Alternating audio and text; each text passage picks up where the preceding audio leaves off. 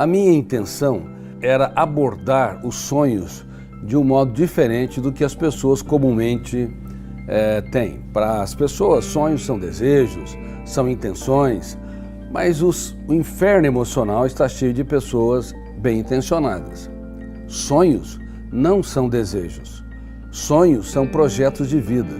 Desejos são reações superficiais. Eu desejo ter bons amigos. Eu desejo ser um colaborador numa empresa que faz a diferença. Eu desejo ter uma história de amor bela, poética. Eu desejo ser um excelente estudante. Eu desejo ser calmo e eu sou irritadiço. O desejo ou os desejos não resistem aos problemas ou ao calor das dificuldades na segunda-feira. Por isso que 99% dos desejos morrem ao longo da jornada existencial, enquanto sonhos são projetos de vida. Sonhos são elaborados em nossa mente e se tornam partes da nossa essência. E sonhos têm de estar unidos com disciplina. Disciplina é garra, transpiração, labuta, resiliência. Sonhos sem disciplina produzem pessoas frustradas, que não materializam ou não realizam os seus projetos. E disciplina, por sua vez, garra, transpiração, dedicação sem sonhos, é um outro problema. Produz pessoas autômatas, que fazem tudo da mesma maneira, levantam, reclamam, criticam, trabalham, dão as mesmas respostas. São pessoas automatizadas, robotizadas. Portanto, sonhos sem disciplina produzem pessoas frustradas e disciplina sem sonhos produz pessoas robotizadas e automatizadas. Você divorciou seus sonhos da sua disciplina? Se divorciou, muito provavelmente você vai ter dificuldade de fazer a diferença num ambiente social. Você vai ter dificuldade de impactar, inspirar pessoas, dificuldades de andar por ares nunca antes respirados. E sonhos sem riscos não são sonhos, são reações protegidas debaixo do cárcere do conformismo que não levam as pessoas a andar por ares nunca antes respirados. Por isso, quem vence sem riscos ou quem sonha sem riscos triunfa sem glórias. A vida é um grande contrato de risco. Aplausos e vaias, sucessos e fracassos, risos e lágrimas fazem parte da nossa história. Quem tem medo desse contrato de risco vai chafurdar na lama da sua autoproteção, uma proteção que se torna cruel, um cárcere mental. Quem tem medo das vaias, das rejeições, das crises, talvez não sofram grandes estresses, mas também não chegarão a lugares que nunca os outros chegaram. Alexander Graham Bell, ele disse certa vez, Alexander Graham Bell foi o inventor do telefone. Se você andar pelos caminhos que todo mundo andou, você vai chegar a lugares que todo mundo chegou. Por isso, se você quer ir além, se você quer inovar, você tem que aprender a correr riscos. Reitero, riscos de serem vaiados, criticados, rejeitados, incompreendidos. Mas são etapas para quem quer construir grandes projetos que de alguma forma melhoram a qualidade de vida da humanidade, inspiram jovens, levam a mais a igualdade, oportunidade e justiça social. Mas infelizmente, talvez 99% das pessoas ou mais divorciaram sonhos da disciplina.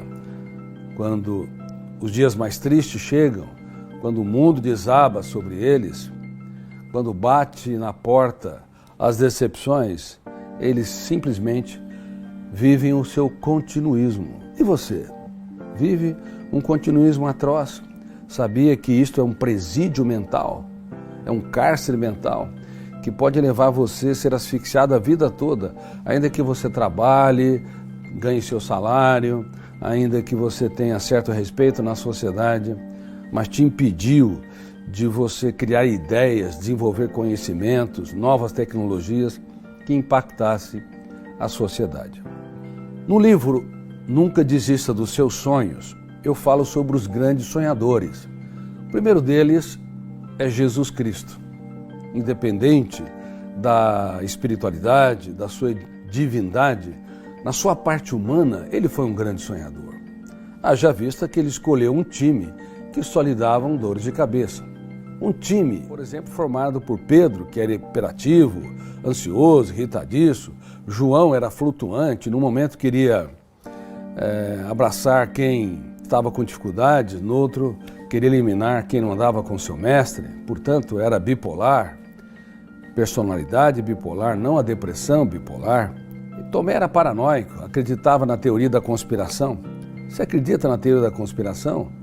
As vacinas vão nos controlar, elas podem produzir gravíssimas consequências, sem observar os históricos das vacinas e sem observar que sem elas nós não chegaremos a mais de 7 bilhões de habitantes, porque a humanidade arrastou cerca de 800 a 1 bilhão de habitantes por mais de 1000 anos. Ela não aumentou a população. Claro, faltava alimentos, mas em destaque a humanidade sofria com as grandes viroses e também sofria demais com as bactérias que infectavam o corpo. Sem as vacinas, nós não chegaríamos aonde chegamos. Mas eu quero te dizer, a teoria da conspiração faz com que as pessoas desconfiem de todo mundo. Sempre acham que tem alguém puxando o tapete, sempre acham que há algo por detrás. Claro, não devemos ser ingênuos nunca, mas toda pessoa meia paranoica sofre demais, porque sente-se perseguida de alguma forma por fenômenos ocultos. Tomé era um tipo assim. Mateus tinha o viés da corrupção, segundo os fariseus, e o melhor deles, Judas Iscariotes, o mais culto, o mais dosado, o mais sereno, ele era não transparente, infiel à sua própria consciência. O que você acha de um time deste? Escolher um time com esse perfil de personalidade, de habilidades intelectuais e emocionais não colocaria em risco o projeto dele? Claro que colocaria, porque ele não impunha suas ideias, o mestre dos mestres a expunha. Essa criança que é a mais comemorada do mundo nos natais é a menos conhecida no teatro da sua mente.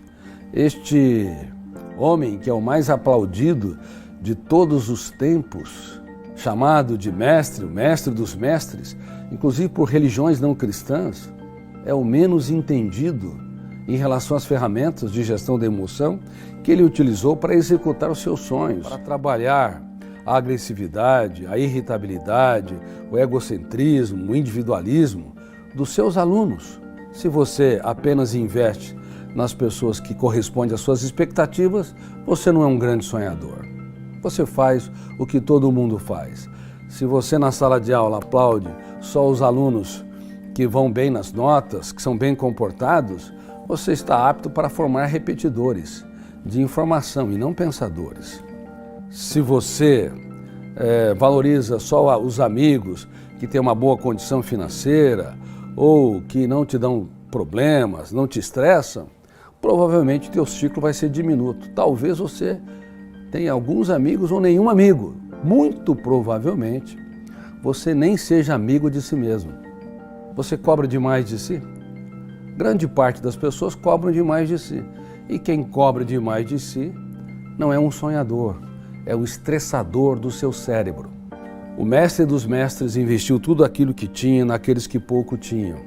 E com paciência levou-os pouco a pouco a entenderem que cada ser humano, independente das decepções e frustrações que nos causam, não é mais um número na multidão. É um ser humano único e irrepetível. Você enxerga a vida com essa leveza e essa profundidade? Sinceramente, eu raramente encontrei alguém que enxerga a vida e as relações interpessoais neste nível.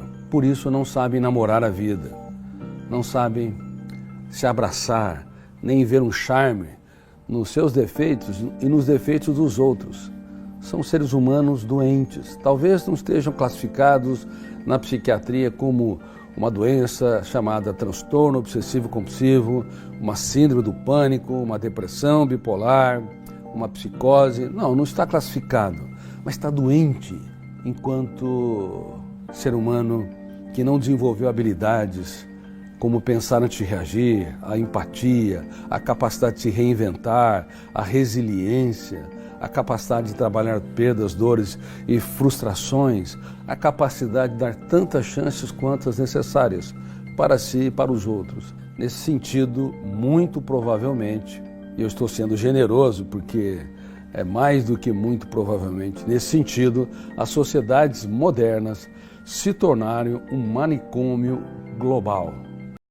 As pessoas cada vez mais estão afastadas de si, perderam a sua essência, não brincam, não libertam seu imaginário, não criam, são rígidas, ruminam perdas, mágoas e frustrações.